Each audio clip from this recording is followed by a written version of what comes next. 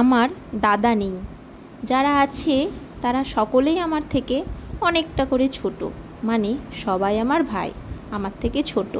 তাই প্রত্যেক বছর রাখিতে ওদের কাছ থেকে আমার কিছু দাবি থাকে না, যা দাবি দেওয়া সবই আমার কাছ থেকে ওদের থাকে।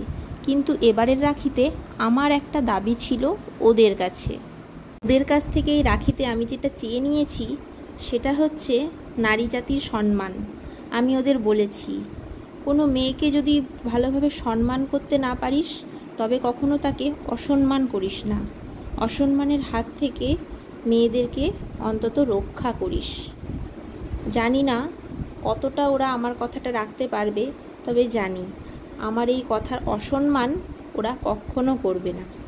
আজকালকার যা সমাজ ব্যবস্থা, একটু মুখ খুললে, একটু চোখ তুললেই তো পরকালের দরজা খুলে যেতে হয়। বড্ড ভয় করে যে, আপনজন হারানোর ভয়, একটু মুখ খুললেই যদি হারিয়ে ফেলতে হয়।